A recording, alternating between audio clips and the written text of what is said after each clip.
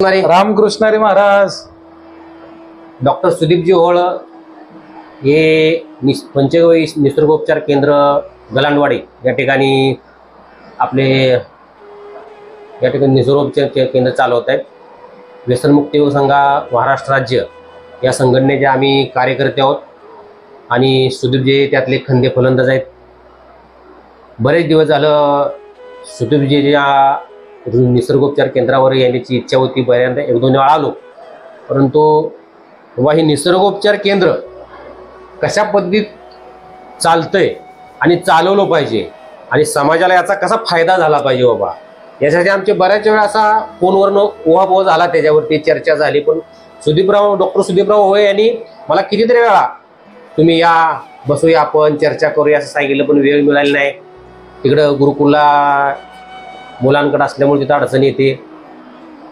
तर आज आम्ही एक बाबा येणाऱ्या पिढीला किंवा जनसामान्य माणसांना या निसर्ग उपचार केंद्राचं किंवा या आयुर्वेदाचा कसा जास्तीत जास्त फायदा होईल याच्या दृष्टीनं डॉक्टर सुदीप ओहोळ एक असे, म्हणजे डॉक्टर तर आहेतच ते, पण एक भाव काय म्हणाय त्याला,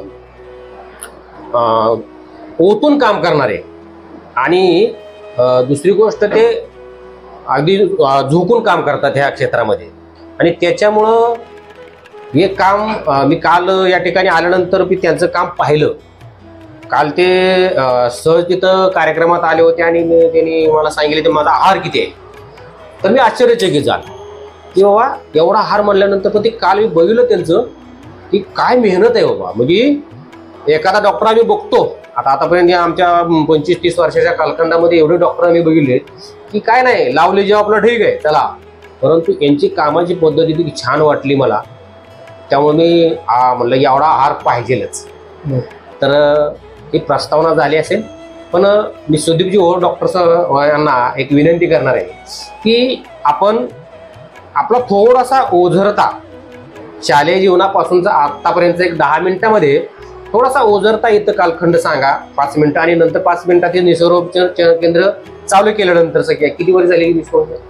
आज निसर्गोपचार केंद्र चालू करून या ठिकाणी आपल्याला 2.5 वर्ष पूर्ण होत आहेत। म्हणजे 2.5 वर्ष झाली। तर या 2.5 वर्षाबद्दलचा काय त्यांचा जे अनुभव आहे ते पण सांगतील, आणि नंतर आमचा काय प्रश्नोत्तराचा काय होईल याच्यामध्ये आमचं देवाणघेवाण।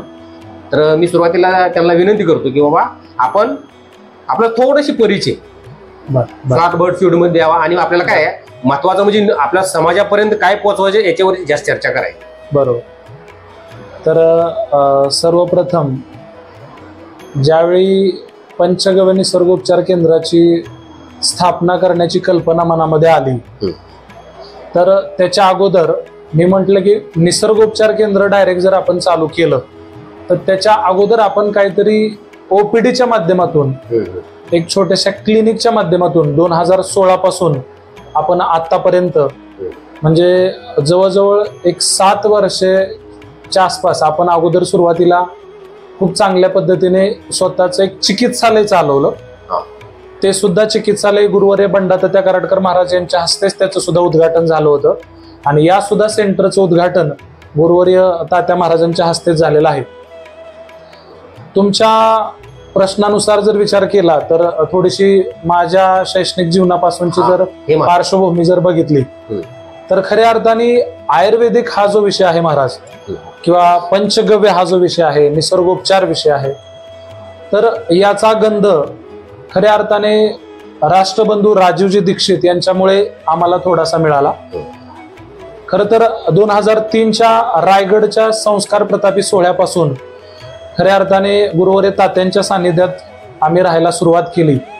त्यावेळेसच तुमची माझी प्रथम भेट झाली। तिथूनच खऱ्या अर्थाने आम्ही तुम्हाला आदर्श मानत होतो। आजही तुम्ही आदर्श आहात, पुढेही तुम्ही आदर्श राहणार आहात। तर त्याच्या अगोदरचा जो शैक्षणिक काळ होता त्याच्यामध्ये आर्थिक परिस्थिती खूप हालाकीची होती। व्यसनमुक्त युवक संघ महाराष्ट्र राज्याचा एक युवकांसाठी प्रतापी संस्कार सोहळा आहे हे ऐकल्यानंतर खऱ्या अर्थाने रायगडावरती गेलो, आणि जसं की खूप जीवनामध्ये खरं तर कुठल्या तरी चांगल्या मार्गदर्शकाची गरज होती। अशा वेळी तात्या महाराज असतील, राजूभाई असतील, किंवा सर्वांच्या संगतीने अनेक प्रकारचं ज्ञान घेण्याचं त्या ठिकाणी योग आला. आणि त्याच्या माध्यमातून खऱ्या अर्थाने शैक्षणिक जीवन कोणतं जरी असलं तरी सुद्धा आरोग्य हा विषय महत्वाचा आहे, हा विषय आम्हाला रायगडावरती गुरुवर्य राष्ट्रबंधू राजूजी दीक्षित यांच्या माध्यमातून समजला. तर त्यावेळी खऱ्या अर्थाने गोमातेची खरी ओळख झाली. खऱ्या अर्थाने गायी अनेक कळपामध्ये पाहिल्या, गावोगावी पाहिल्या, दारोदारी पाहिल्या, परंतु गोमाता कशी, ती माता स्वरूप कशी आहे याचा अनुभव खूप लहान वयामध्ये, म्हणजे वयाच्या 13व्या-14व्या वर्षी खऱ्या अर्थाने आम्हाला, मी 7वी-8वीला असतानाच गोमातेची ओळख झाली. तर त्यानंतर माझ्या घरात सुद्धा माझ्या आईला खूप आजार होता, म्हणजे मणक्याचा आजार होता, मानेचा आजार होता, आईची कंबर खूप दुखायची, म्हणजे सर्वायकल प्लस लंबर, आणि त्याबरोबरच बाकीची वात वगैरे असा भयंकर आईला त्रास होता. तर त्यामुळं राजूबाईंना खरं तर काय बोलायचं, आता एवढ्या महान व्यक्तीला आपण काय बोलायचं. तर राजूबाईंना बोलल्यानंतर राजूबाईंनी सांगितलं की तुझ्या आईला पारिजातकाच्या 4 पानांचा काढा देत जा म्हणून. मग तिथून पुढे आईवरती ते प्रयोग सुरू झाले. आईचा आजार 10-15 वर्षाचा होता, म्हणजे 10-15 वर्ष पूर्वीचा आजार होता. अनेक डॉक्टर केलेले, पण आईला काय फरक पडत नव्हता. मग राजूबाईंच्या त्या अगदी 1 मिनिटामध्ये दिलेल्या सल्ल्यानुसार आम्ही ती ट्रीटमेंट चालू केली. आईला खूप चांगला फरक पडला. त्यानंतरच्या काळामध्ये महाराज माझं 10वी झालं. त्यानंतर 10वी झाल्यानंतर मी 11वी-12वीला गेलो. 12वी झाली, परंतु घरची आर्थिक परिस्थिती नाजूक असल्यामुळे तसं बघायला गेलं तर म्हणजे शिक्षणासाठी जास्त वेळ देता आला नाही. कारण मी ॲलोपॅथीचं ज्ञान मला त्या ठिकाणी माझ्या परिस्थितीमुळे घेता आलं. म्हणजे मी आवर्जून ॲलोपॅथीकडे गेलो नाही, परंतु मेडिकलमध्ये काम करायची माझी घरची परिस्थिती झाली की मला मेडिकलमध्ये काम करावं लागणार. आणि मी म्हटलं की किराणा दुकानामध्ये मला 1,500 महिन्याला पगार मिळत होता, तर किराणा दुकानात जाण्याच्या ऐवजी आपण मेडिकलमध्ये विचारूया म्हटलं, की जेणेकरून आपल्याला भविष्यात त्या ज्ञानाचा कदाचित फायदा होईल. आणि मेडिकलमध्ये माझ्या मित्राने त्या ठिकाणी त्यांच्या ओळखीनुसार मेडिकलमध्ये कामाला लावलं. महाराज त्या ठिकाणी मी 24 तास काम करत होतो. 24 तास काम केल्यानंतर रात्री 4-5 वेळा उठावं लागायचं. तर गायनॉकॉलॉजिस्ट ते हॉस्पिटल होतं, त्या ठिकाणी रात्री पेन वगैरे राहायचा, एखाद्या लेडीजला पोटामध्ये पेन असेल किंवा डिलिव्हरी सिच्युएशन असेल, तर त्यामुळे रात्री जागरण करावं लागायचं आणि दिवसभरही नोकरी करायचो. त्या काळामध्ये मला ॲलोपॅथीच्या बऱ्याच औषधांचा, रात्रभर मेडिकल चालवायचं आणि दिवसा नोकरी करायची, दिवसभर मी मेडिकलमध्येच काम करायचं महाराज. अरे वा. आणि असं करत करत त्याच्यामध्ये माझा दुसरा फायदा असा व्हायचा की त्या दरम्यान मला बऱ्याचशा ॲलोपॅथिक औषधांची ओळख झाली आणि 4 पैसेही मिळायचे. आणि त्या दरम्यानच्या काळामुळे, म्हणजे नोकरी असल्यामुळे, मला शैक्षणिक जीवनाकडे जेवढं पाहिजे तेवढं लक्ष देता आलं नाही. मग महाराज पुढे काय झालं की कसं तरी 12वी पास झालो. 49% मार्क पडले 12वी मध्ये. त्या मानाने खूप कमी मार्क पडले. त्यानंतर कॉम्प्युटर शिक्षणासाठी गेलो. कॉम्प्युटरला ऍडमिशन घेतलं महाराज मी, म्हणजे दुसरीकडून कर्ज वगैरे काढून त्या काळात सुद्धा मी ऍडमिशन घेतलं बारामतीमध्ये. मी BCA साठी ऍडमिशन घेतलं. म्हणजे त्या काळामध्ये BCA कॉम्प्युटर वगैरे, तर माझं घर छपराच होतं महाराज त्यावेळेस, पण छपराच्या घरामध्ये मी कॉम्प्युटर घेतला होता महाराज. म्हणजे कॉम्प्युटरचा जास्त आवड होती. राजूभाईंची सगळी व्याख्यानं त्या कॉम्प्युटरमध्ये असावं हे स्वप्न होतं. खूप छान जीवन चाललेलं. पण महाराज दुर्दैवाने काय झालं, माझं कॉलेज वगैरे सुरू झालं, 3-4 महिने कॉलेज झाले, परंतु महाराज त्या ठिकाणी गेलो सुद्धा मी रात्रभर डायनामिक्स कंपनीमध्ये काम करायचो, दिवसभर शिक्षण घ्यायचो, त्याबरोबर काही पैसे मिळतील तेवढे घरी पाठवायचो. आणि महाराज मला जे जेवण लागायचं की नाही, तर माझ्या ग्रुपमधल्या मुलांच्या त्यांचा सगळा स्वयंपाक मी बनवायचो. आणि मी बनवत असल्यामुळे मी त्यांना सांगितलेलं की मी तुम्हाला स्वयंपाकाला पैसे काय देणार नाही, जे काय पीठ आणायचंय, काय भाजीपाला आणायचं त्याला मी पैसे देणार नाही, परंतु चपाती मला छान बनवता येते, भाजी मला छान बनवता येते, स्वयंपाक मी सगळा करतो, पण पैसे देणार नाही. अशा अवस्थेमध्ये 3-4 महिने झाले. पण दुर्दैवाने परत आई आजारी पडली महाराज गावी अजून जास्त. मग आजारी पडल्यानंतर मला आठवतंय की मी त्या ठिकाणी 15,000 रुपये ऍडमिशनला फी भरलेली. आणि मी म्हटलं त्यातून ऍडमिशन कॅन्सल करून जर पैसे माघारी मिळाले तर त्या पैशातून खऱ्या अर्थाने आईचं हॉस्पिटल खर्च करता येईल. अकलूजला खूप मोठ्या नामांकित हॉस्पिटलमध्ये त्यावेळी सुद्धा, म्हणजे मला आयुर्वेदाचं ज्ञान होतं, परंतु आईची परिस्थिती खूप गंभीर होती. माझं शिक्षण चालू होतं, मी लहान होतो, घरात पाहिजे तेवढे हक्क माझे नव्हते, अधिकार माझे नव्हते. तर अशा काळामध्ये मी ऍडमिशन कॅन्सल केलं. 3 महिन्यामध्ये ऍडमिशन कॅन्सल केलं महाराज. त्या ठिकाणी मला अजून तो भावुक क्षण आठवते महाराज, की सगळे म्हणायचे, मॅडम म्हणायच्या, मुलं म्हणायची की तुम्ही कॅन्सल करू नको म्हणायचे सुदीप. परंतु माझी आर्थिक परिस्थिती गंभीर होती, आईची अवस्था बेकार होती, लहान 2 भाऊ होते, वडील ड्रिंक करत होते, म्हणजे खूप अवस्था बेकार होती महाराज.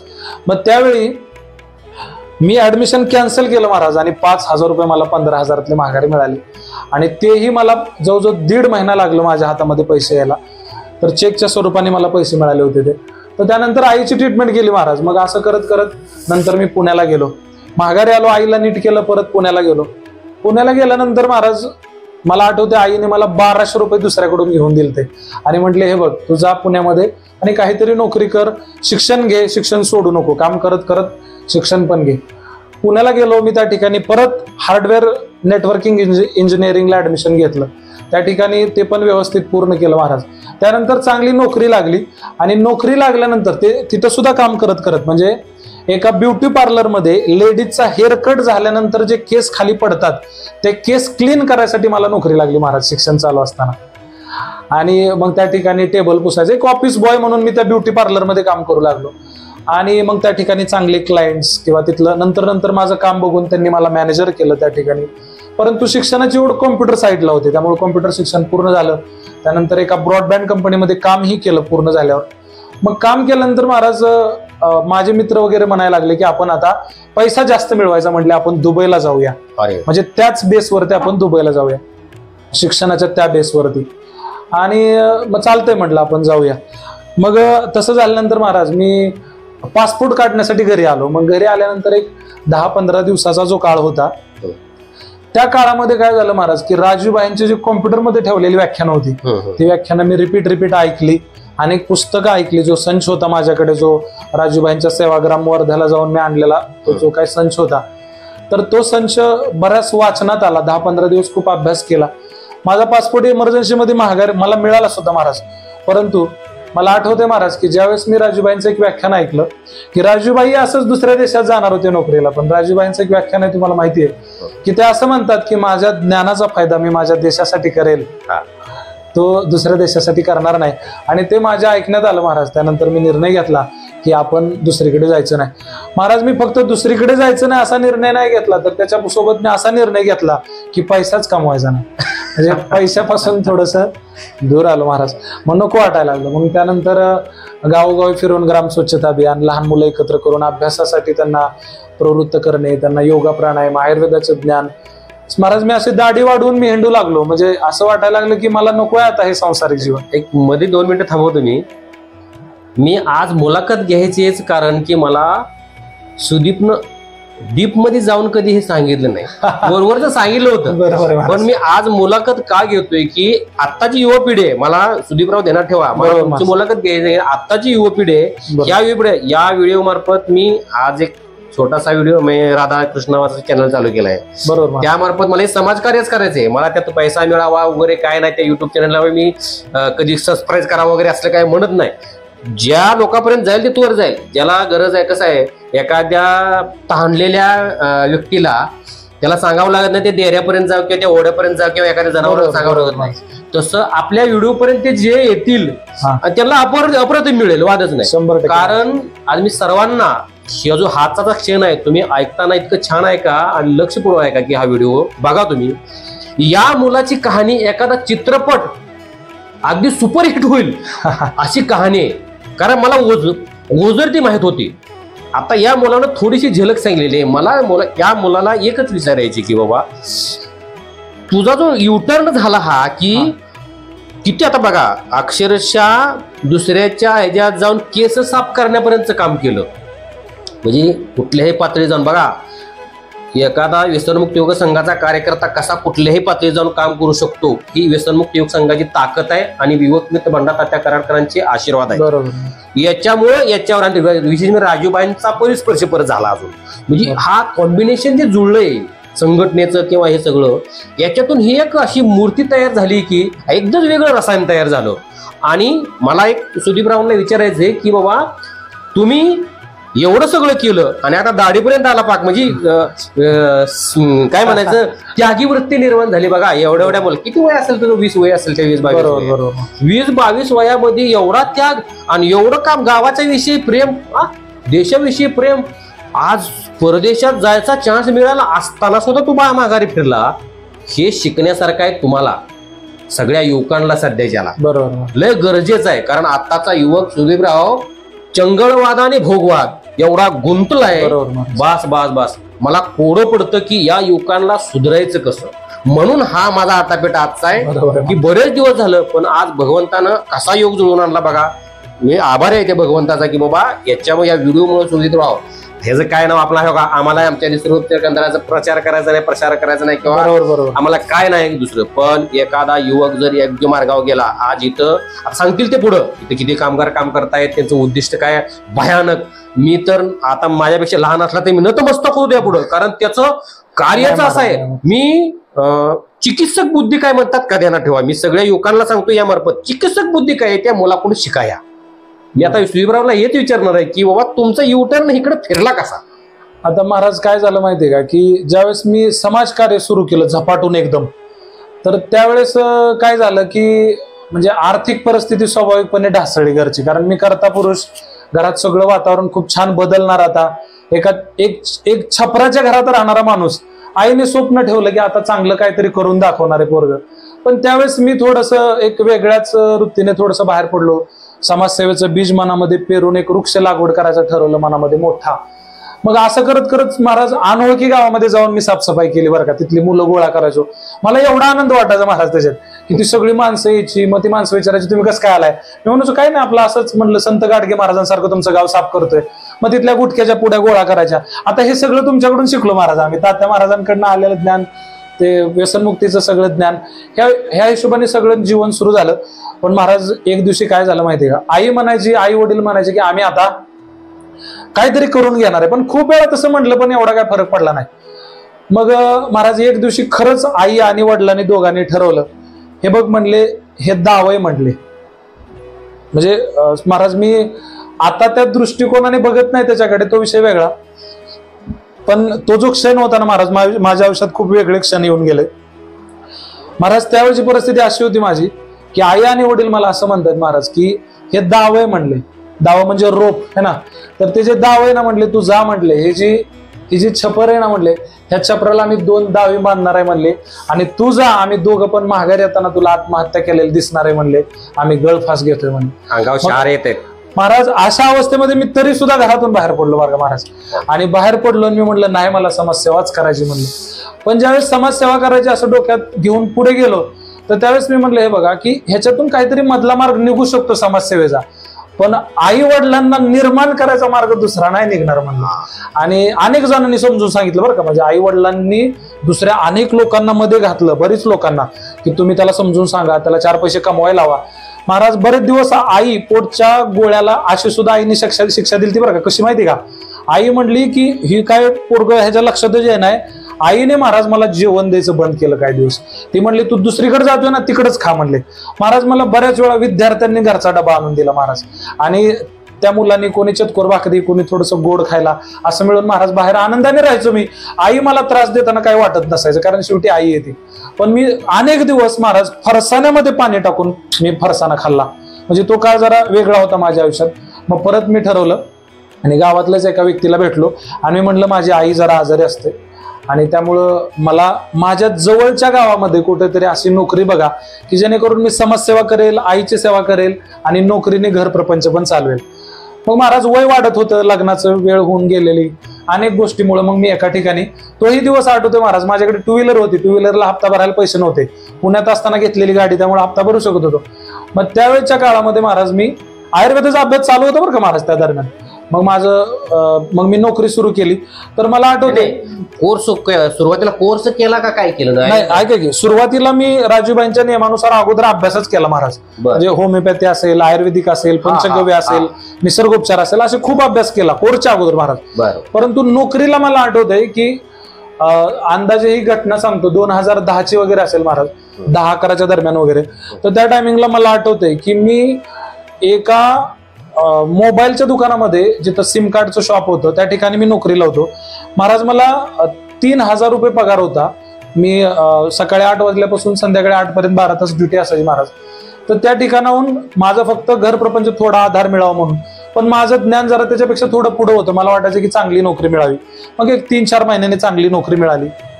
ती नोकरी करत असताना त्या ठिकाणी माझी सतत 6-6 महिन्यांनी पदोन्नती झाली, पैसे मिळू लागले. पण महाराज आयुर्वेदाचा जो छंद होता तो मी सोडला नाही. बरेच दिवस मी मुलांच्या ट्युशन घेतल्या आणि त्याच ठिकाणी नोकरीला असताना मी नॅचरोपॅथीचा कोर्स केला महाराज. कोल्हापूरला केला, साताऱ्याला केला, नोकरी चालूच महाराज बरं का. त्यानंतर मी एक कोर्स पंचगव्यचा सर चेन्नईला केला महाराज. त्याच्यानंतर मी electro acupuncture, acupuncture, acupressure, chiropractic therapy, Panchakarma therapist अशा अनेक प्रकारचे कोर्सेस करत राहिलो. आजही शिकतोय महाराज मी, आयुष्यभर शिक्षण घेत राहणार. मी काय सुरुवातीला बोललो, चिकित्सक बुद्धे, चिकित्सक आयुष्य विद्यार्थी, आयुष्यभर विद्यार्थी. तर महाराज मग काय झालं की 2016 म्हणजे खूप कठीण प्रसंग आले महाराज. 2016ला मी ओपीडी चालू केली. ओपीडी चालू केल्यानंतर अनेक लोकांचा विरोध झाला महाराज.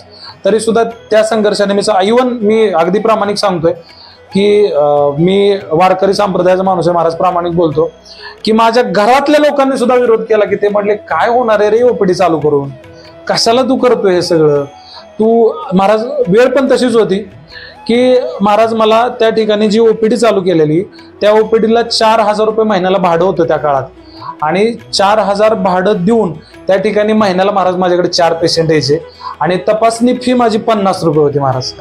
आणि त्यामुळे वडील म्हणायचे की तू काय करतोय हे, दिवसभर मलाही गुंतवून ठेवलं इथं, पेशंट 4 येत आहेत फक्त.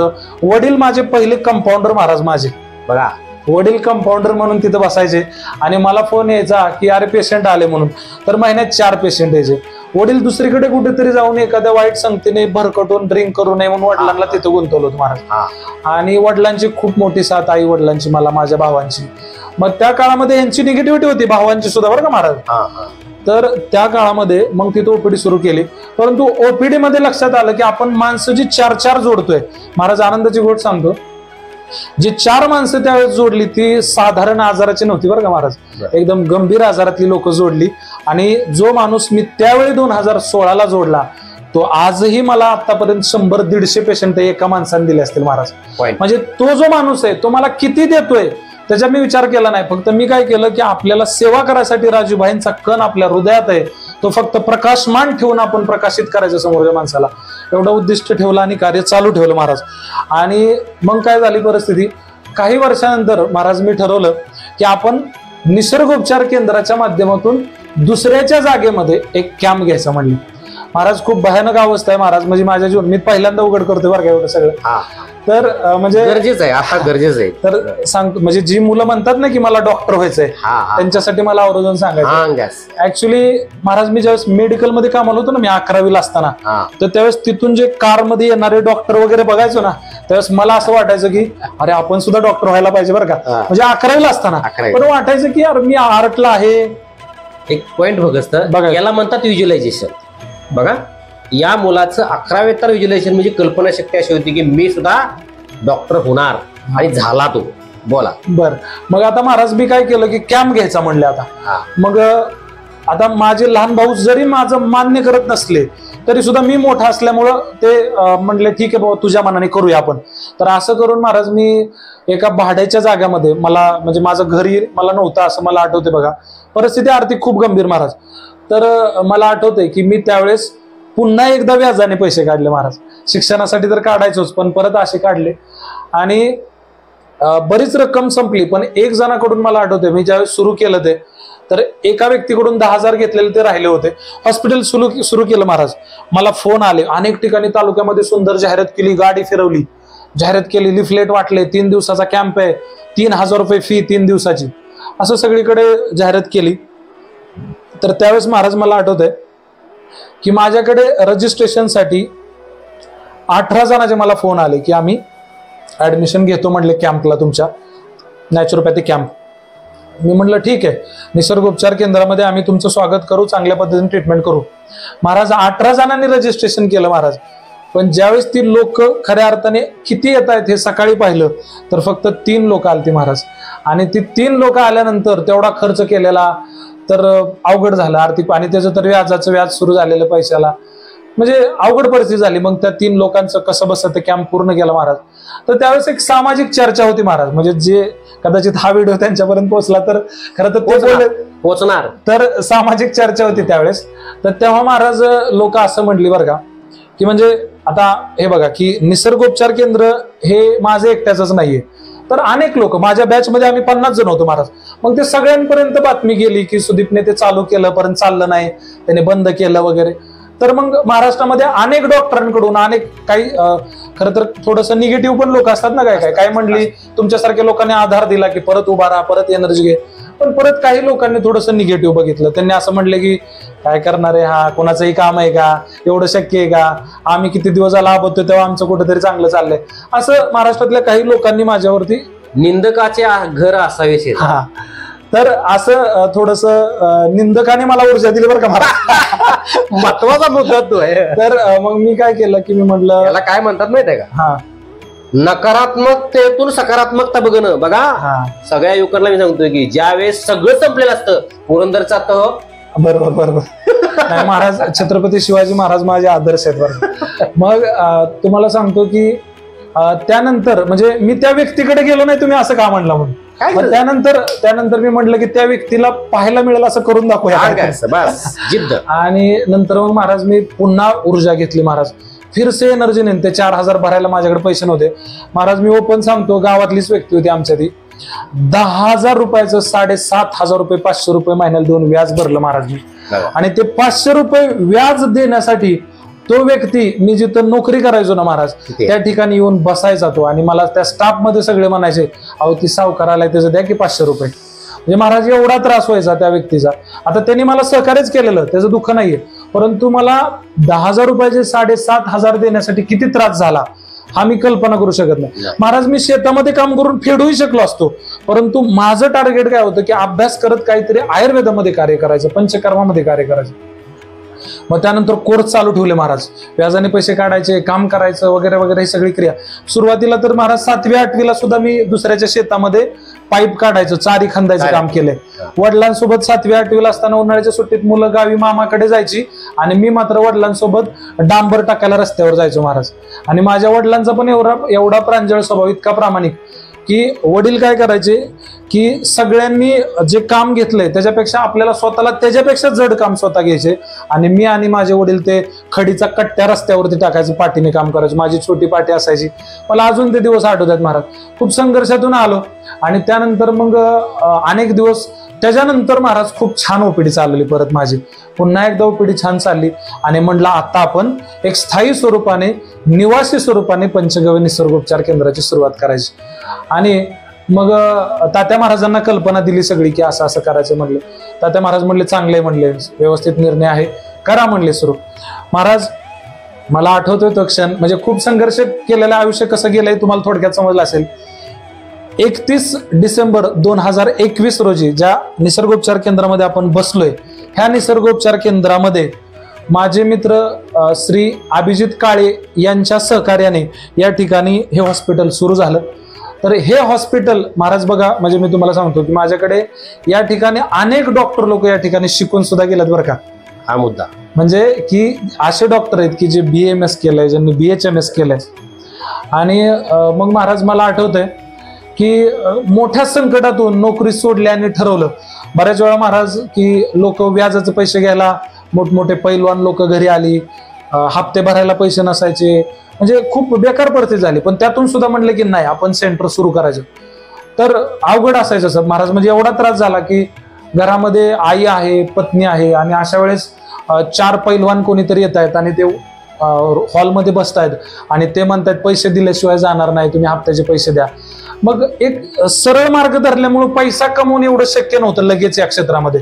काम व्हायचं पण पैसे मिळत नसायचे. अशा अवस्थेमध्ये खूप संघर्ष झाला महाराज, भयंकर त्रास झाला महाराज. म्हणजे मी सगळ्यांनी थोडंसं काहीतरी घ्यावं म्हणून सांगतो की अनेक वेळा महाराज मी आत्महत्या करण्यास सुद्धा प्रयत्न केला बरं का महाराज.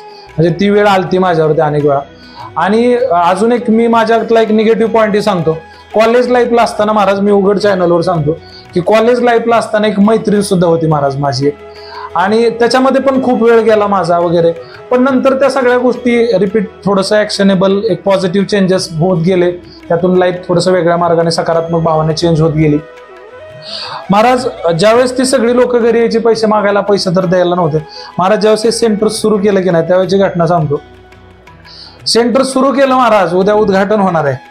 उद्घाटन होणार आहे असं उद्घाटनाच्या दिवशीचा जो खर्च आहे, जेवणाचं सामान वगैरे, अन्न, बाजार, अन्न वगैरे, या सगळ्या गोष्टीसाठी आदल्या दिवशी पैसे आम्ही आमच्या एक पंचगव्य स्वदेशी केंद्र, आमचं एक छोटंसं शॉप होतं, खूप छोटं, त्याचा दिवसाला 300 वगैरे असा गल्ला व्हायचा, ते काय लई चालत नव्हतं.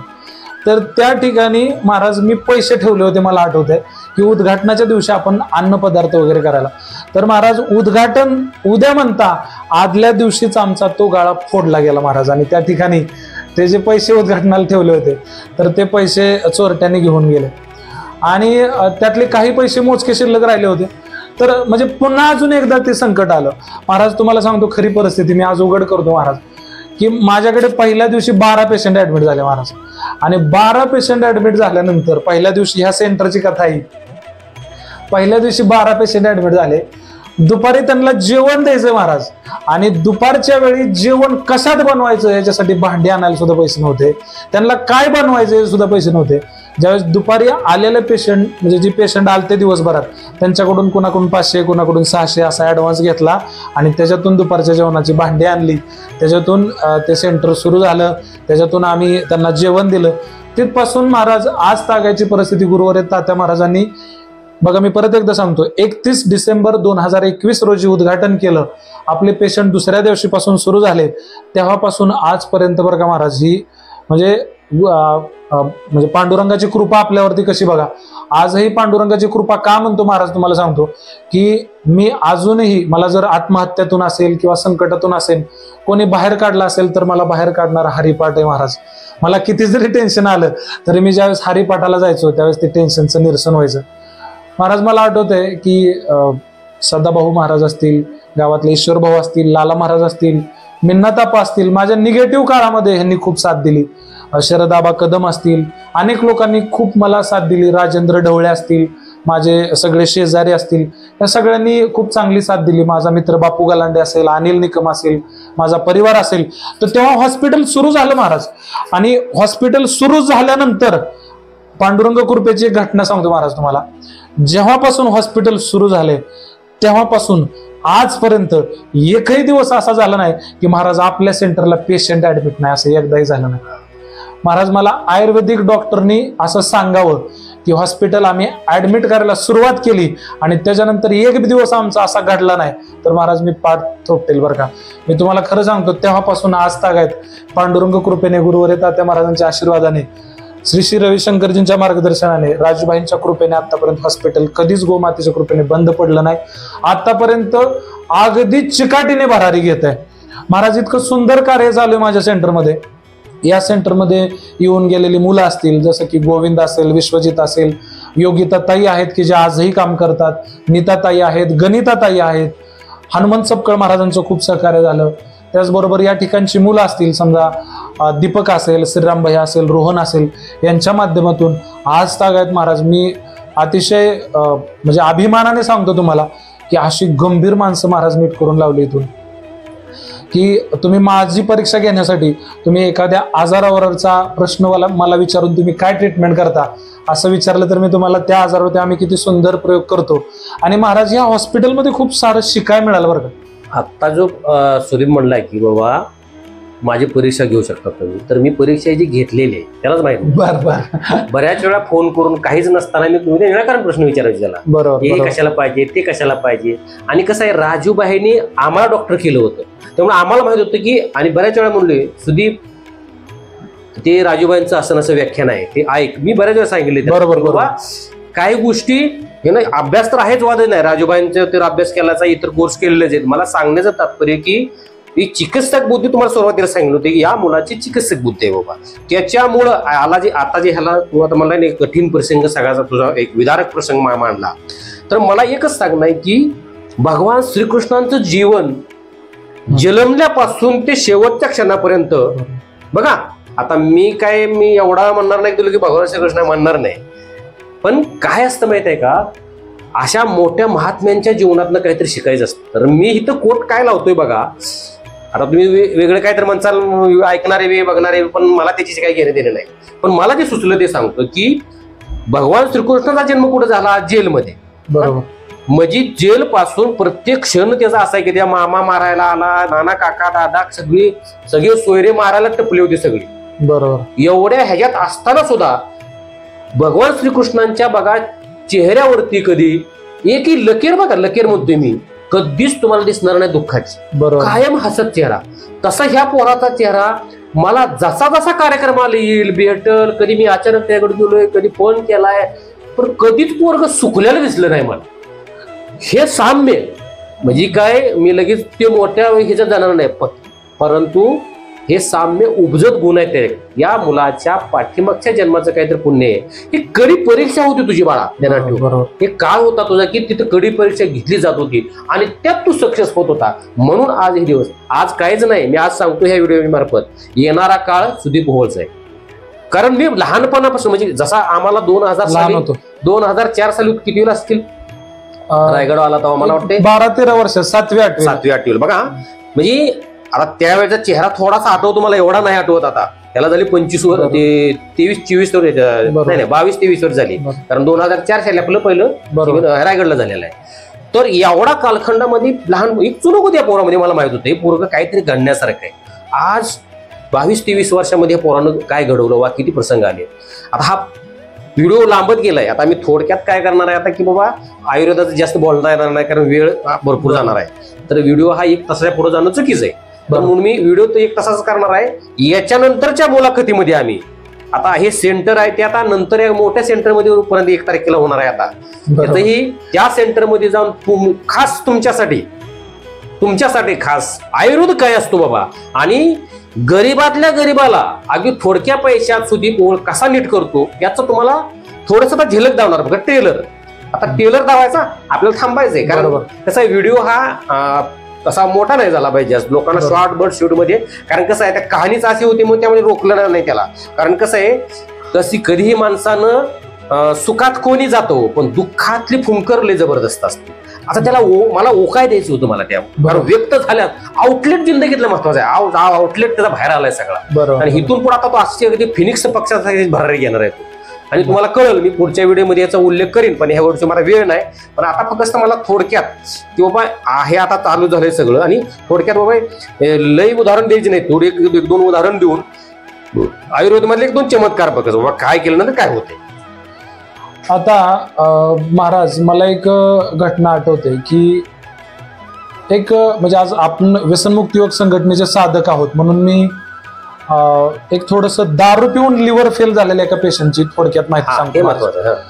तर मला हॉस्पिटल सुरू केल्यानंतर गलांडवाडी पाटीवरून मला एका मावशीचा फोन आला, एका पेशंटच्या मंडळीचा फोन आला, आणि मला ते असं म्हणल्या की माझ्या नवऱ्याचा दारू पिऊन लिव्हर खराब झालाय म्हणले. अनेक जण असं सांगतायत की अनेक पर्याय केले, परंतु तो पेशंट काय जगणार नाही, तर तुम्ही आता ह्याला घरी घेऊन जावा. अशा अवस्थेमध्ये ज्यावेळेस मला फोन आला त्यावेळेस मी म्हटलं, हे बघा, माझं जे हॉस्पिटल आहे ते काय काचचं नाहीये म्हटलं, एखादी काडी पेटवली तरी माझं हॉस्पिटल जळून जाईल असं आहे म्हटलं. परंतु तुम्ही जर थोडंसं घरीच नेणार असाल, घरी जाऊन तसंही जीव जाण्यापेक्षा मला काहीतरी उपचार करू द्या. आपण उपचार म्हणजे अगदी सुरुवातीचा काळ आहे महाराज, त्याच्यानंतर मी खूप लोक नीट केली, पण एक मला चॅलेंजिंग केस सुरुवातीला, म्हणजे हॉस्पिटल चालू केल्यानंतर 1 महिन्याच्या आसपासची घटना. मग त्यानंतर ती पेशंट उचलून माझ्याकडे आणलं त्यांनी. पेशंटची अवस्था अशी होती, लिव्हर सिरोसिस होता, स्टमक असायटिस होता, पोट फुगलेलं, पायावरती सूज होती, सगळ्या अंगावरती खाज सुटायची, त्यातून खराब लिक्विड बाहेर येत होतं. अवस्था खूप बेकार झालेली त्या व्यक्तीची, जेवण जात नव्हतं, आणि त्यांचा पल्स रेट खूप कमी व्हायचा, ऑक्सिजन लेवल कमी व्हायची, ब्लड प्रेशर पण खूप लो व्हायचा. एक परिस्थिती गंभीर होती. असं वाटायचं की त्या व्यक्तीकडे कधी जरी गेलं तरी ते जिवंत सापडते का मेलेलं आहे, अशा अवस्थेमधलं ते रुग्ण होता तो. तर त्या पेशंटला मी खऱ्या अर्थाने ट्रीटमेंटची एक गांभीर्यपूर्वक जबाबदारी घेतली. इतर जण माझे जे हितचिंतक आहेत ते सगळेजण मला म्हणायचे की एवढं सिरियस पेशंट कशाला घेत असतो वगैरे, परंतु मी ते धाडस केलं. महाराज, मला आठवतंय की त्या पेशंटसाठी मी अनेक ठिकाणी काही वनस्पती शोधून आणायचो. त्यावेळेस तसंही मॅनपॉवर कमी होती माझ्याकडे. मग त्यावेळी ती वनस्पतीचा काढा वगैरे त्यांना करून द्यायचा, त्यांना लेप द्यायचा, त्यांच्या पोटावरती लेप द्यायचा, त्यांच्या पायावरती लेप द्यायचा. असं करत करत महाराज 2, 3, 4 दिवस झाले. 8व्या-9व्या दिवशी ते पेशंट स्वतः माझ्याकडे आलं महाराज, आणि माझ्या केबिनमध्ये आलं आणि मला म्हटले, सर माझी पुढची ऍक्टिव्हिटी किती वाजता आहे म्हटली, माझी पुढची क्रिया. आम्ही दिवसभरामध्ये अनेक प्रयोग करतो महाराज, तर त्यावरती आपण कधी व्हिडिओ बनवूया पुढे. तर मग ते म्हणले की माझी पुढची ऍक्टिव्हिटी कधी आहे, तर मी त्यांना म्हटलं थोड्या वेळाने करूया म्हटलं.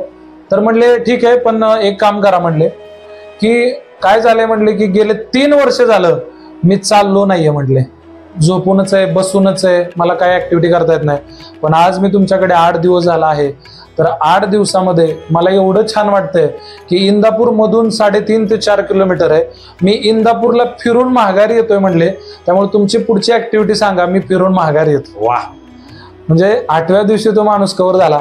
महाराज त्या ज्या माणसाला अनेक डॉक्टर लोक कंटाळी होती उपचाराला, कोणी घेत सुद्धा नव्हतं, 10-12 लाख रुपये त्यांनी खर्च केलं होतं, असे अनेक रुग्ण, किडनीचा असू द्या, लिव्हरचा असू द्या, लंग्स रिलेटेड असू द्या जो ऑक्सिजनवर आहे, किंवा ब्रेन ट्युमर असू द्या, पॅरालाइज्ड बॉडी असू द्या, स्वादुपिंडाला खडे झालेले असू द्या, पित्ताशयाला खडे झालेले असू द्या, अनेक प्रकारचे पेशंट, वातेचे जास्त आहेत, मणक्याचे जास्त पेशंट आहेत माझ्याकडे.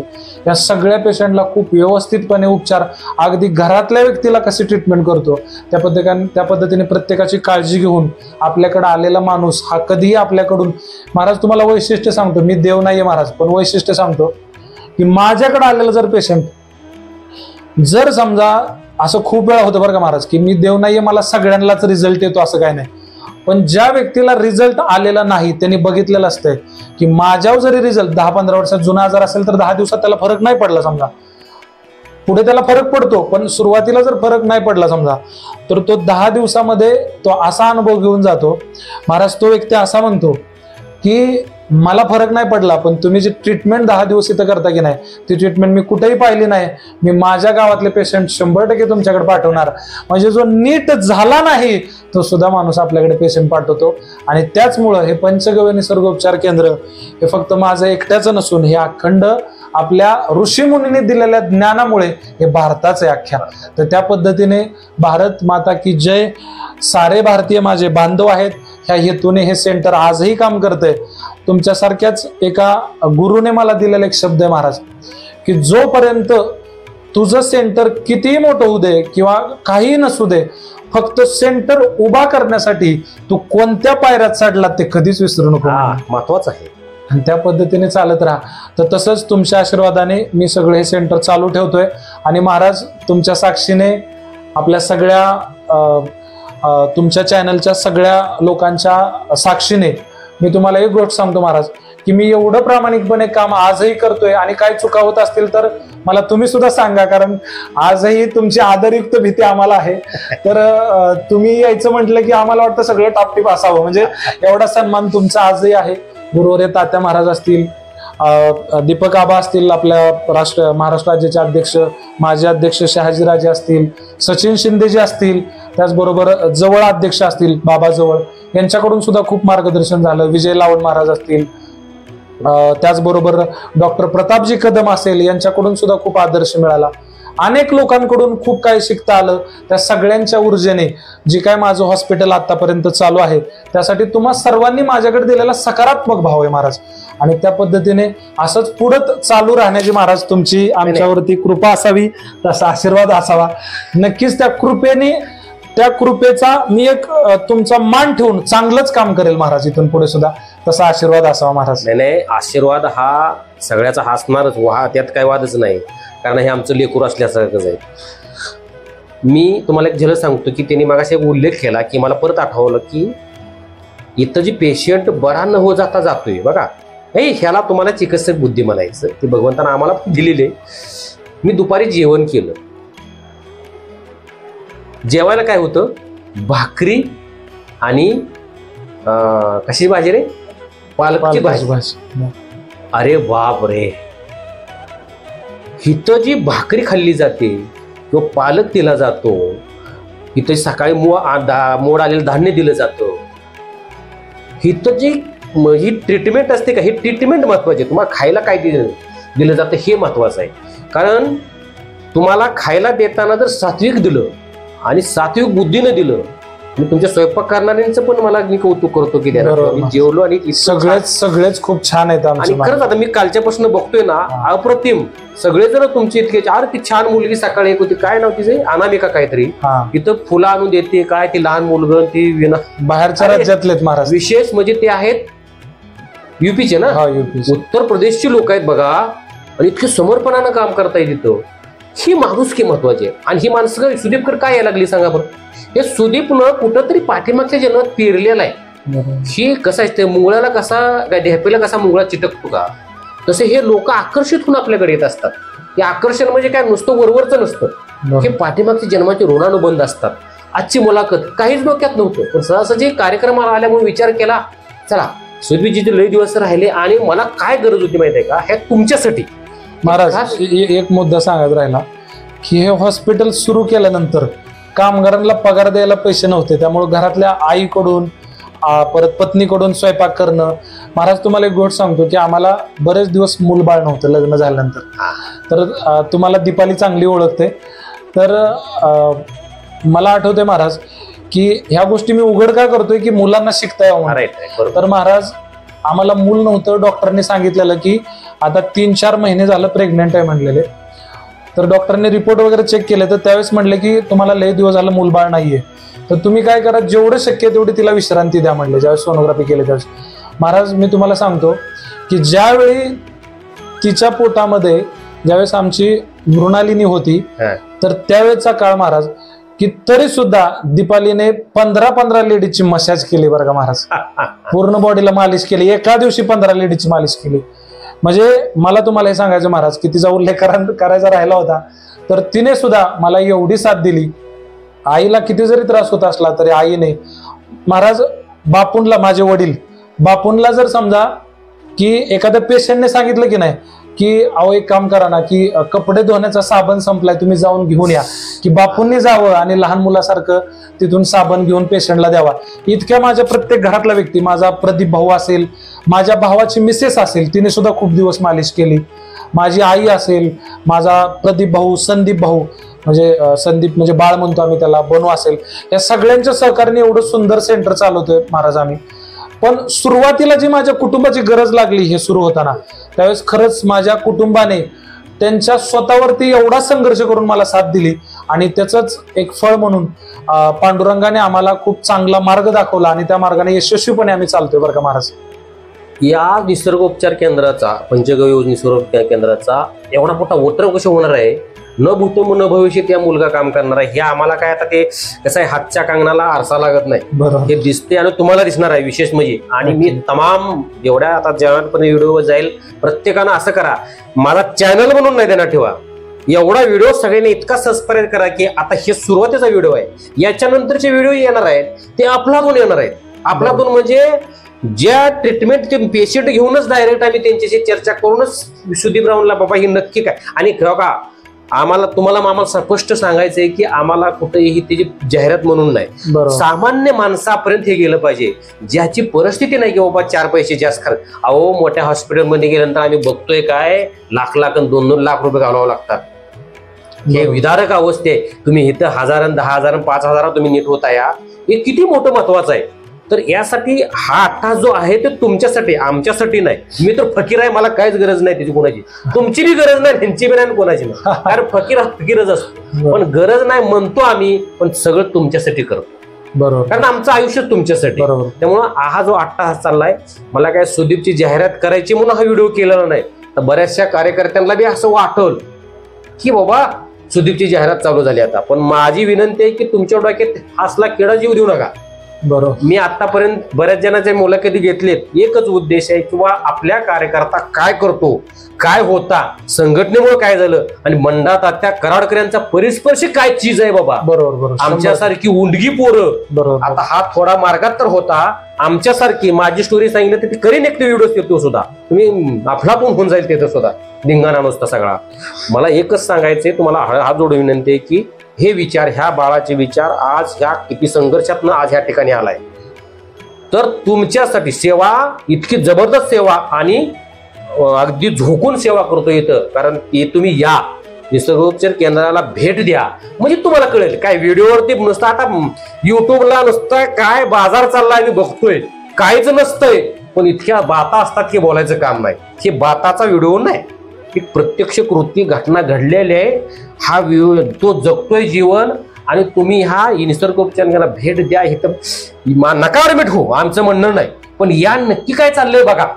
म्हणजे तुमच्या लक्षात केली बाबा नक्कीच बघा हे सुदीपजी डॉक्टर सुदीपजी ओवाळ काय करतायत बाबा, त्यांच्या पत्नीचा असेल, वडिलांचा असेल, आईंचा असेल. अरे एका सामान्य कुटुंबातला मुलगा आपला जर एवढं मोठं काम करत असेल, काय अडचण आहे हो तुम्हाला मला शब्बाशकी द्यायला? काय तुम्हाला काय पैसे मागतोय का ते? तू लढ म्हण, हात पाठीवर पाय बस, बस एवढी इच्छा आहे त्यात. हाय हो भगवंताला उपजत गुण दिलाय, मी काय देणार आहे आणि काय आपली लायकी आहे देण्याची? तू वर्ण देतोय त्याला भरपूर देणार आहे, त्यानं पाठीमागे जन्मात कुठंतरी मिळवलेला आहे तेच मिळणार आहे.